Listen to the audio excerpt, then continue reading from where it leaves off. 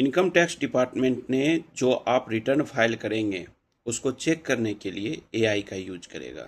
तो बड़ा सावधानी से इस रिटर्न को फाइल करिएगा। फाइनेंशियल ईयर 25-26 का, असेसमेंट ईयर 26-27 का। तो कुछ पॉइंट्स मैं आपको बताता हूं जिसे ध्यान रखना है। तो नमस्कार, मैं हूं राम प्रकाश गौतम, और अगर आप पहली बार हमारे चैनल पर आए तो सब्सक्राइब जरूर कर लीजिएगा। सबसे पहली बात समझिएगा कि एआई काम कैसे करेगा। जब आप रिटर्न फाइल करिएगा तो एआई अगर कहीं कोई मिसमैच होता है तो उसे रेड फ्लैग कर देगा, और इससे आपके पास नोटिस आने के चांसेस हो सकते हैं। तो ये आपको एक बड़ा इम्पोर्टेंट चीज ध्यान रखना होगा।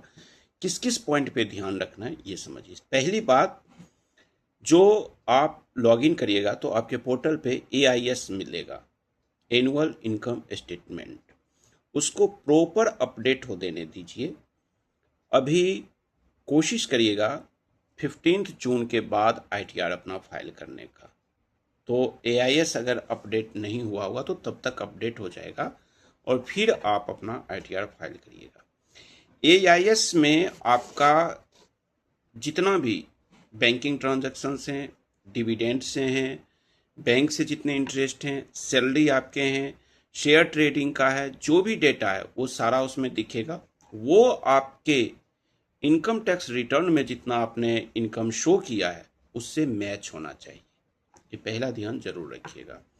सेकेंड है, अगर आप सैलरी पर्सन हैं तो आपका जो एम्प्लॉयर है वो आपका टीडीएस काटते होंगे। अगर टीडीएस आपके एप्लीकेबल है, टैक्सेबल इनकम है, तो टीडीएस जो कटा है वो टीडीएस कटने के बाद आपको एक फॉर्म 16 देंगे। उस फॉर्म 16 को आपको अपने आईटीआर फाइल करने में मैच होना चाहिए आपका सैलरी। फॉर्म 16 में जितने डिडक्शंस आपने दिखाया है, जितना अलाउंसेस दिखाया है, वो सारे मैच रखिएगा, मिसमैच नहीं होना चाहिए। मिसमैच अगर होता है तो आपके ऊपर नोटिस आने की संभावना बढ़ जाती है। उसके बाद कुछ लोगों में पहले ऐसा होता था कि एचआरए को, हाउस रेंट अलाउंस, गलत तरीके से क्लेम मत करिएगा। सेक्शन 10(13)A उस पर थोड़ा सा ध्यान रखिएगा। ऐसा नहीं करिएगा कि किसी और का पेन नंबर डाल दिए, क्योंकि जब आप एचआरए क्लेम करते हैं और 1 लाख से ऊपर का आपका ट्रांजैक्शन रहता है रेंट का, तो आप पेन नंबर डालते हैं। लोग कई केस में अपना रिलेटिव का डाल देते हैं। अब ऐसे केसों में क्या हो रहा है कि जब आपका रिटर्न, जो एम्प्लॉयर रिटर्न फाइल करता है, उसमें शो करता है आपके लैंड लॉर्ड का भी PAN number.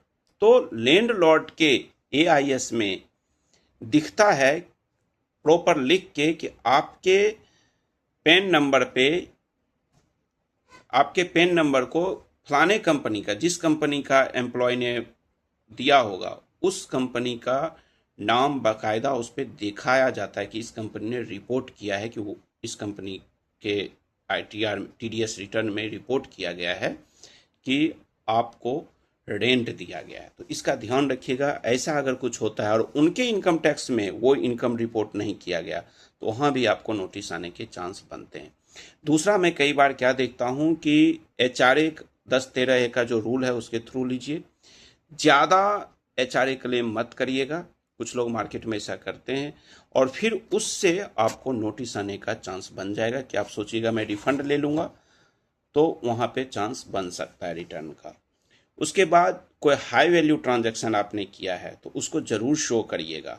High value transaction में जैसे प्रॉपर्टी का आप सेल परचेज किए हैं, या आपका कोई म्यूचुअल फंड का एसआईपी को आपने सेल किया है, हाई वैल्यू ट्रांजैक्शन है, तो देखिए गवर्नमेंट के पास तो सारा अपडेट आपका गया हुआ है। वही जो एआईएस है उससे अगर आप मैच करके रखिएगा तो कहीं कोई दिक्कतें नहीं होने वाली है। टीडीएस और टीसीएस, फॉर्म 26AS और एआईएस, इस दोनों को मैच करके चलिएगा। दोनों में टीडीएस का रिपोर्ट दिखेगा तो उस दोनों को मैच कर लीजिएगा। कहीं कोई दिक्कत होती है तो एआईएस में रिपोर्ट करने का भी सिस्टम है। अगर वो ट्रांजैक्शन आपका नहीं है तो रिपोर्ट भी आप कर सकते हैं। ये इंपॉर्टेंट चीज़ है, ध्यान रखिएगा। दूसरा, एक सबसे बड़ा इंपॉर्टेंट और गलती लोग करते हैं कि आईटीआर फाइल करते समय फॉर्म का सिलेक्शन सही से नहीं करते हैं कि आपको आईटीआर 1 फाइल करना है कि आईटीआर 2 फाइल करना है।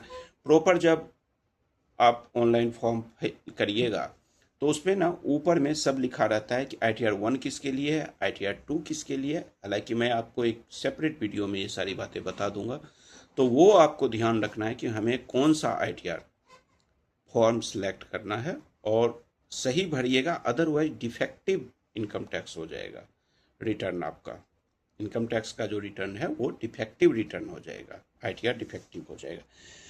और अगर आपको कुछ हेल्प की ज़रूरत होती है तो गवर्नमेंट ने, इनकम टैक्स डिपार्टमेंट ने एक कर साथी करके ऐप लॉन्च किया है। AI लॉन्च है ये, AI का ये ऐप है। इसको भी आप इससे मदद ले सकते हैं और अपने काम को अच्छा कर सकते हैं। दूसरा एक बड़ा इंपॉर्टेंट सलाह देना चाहूँगा कि इनकम टैक्स रिटर्न जो है खुद से भरने की बजाय प्रोफेशनल से भरवाइए। प्रोफेशनल में भी अगर आप अच्छे तरीके से किसी को जानते हैं तभी करवाइए। ये आपके फाइनेंशियल सिचुएशन के बारे में बताया जाता है। और इम्पॉर्टेंट चीज़ ये है यहाँ पे कि कई जगह मैं लोगों को ये देख रहा हूँ कि आप अपने प्रैक्टिशनर के ऊपर प्रेशर मत बनाइए कि मुझे इतना रिफंड चाहिए। प्रैक्टिशनर भी कई जगह सोचते हैं कि उनको अलग अलग तरीके से सोर्स ऑफ अर्निंग के लिए ज़्यादा अमाउंट का रिफंड बनाने की कोशिश में मत रहिएगा। एज पर लॉ जो आपका रिफंड बनता है तो रिफंड लीजिए, अदरवाइज अगर टैक्सेबल इनकम आपका है, टैक्स पेमेंट बन रहा है, आपका TDS किसी ने काटा है, आपका एम्प्लॉयर ने काटा है, तो उसमें गलत इंफॉर्मेशन देख के सबमिशन करके कभी भी रिफंड बनाने की कोशिश नहीं करिए। Thank you, bye bye.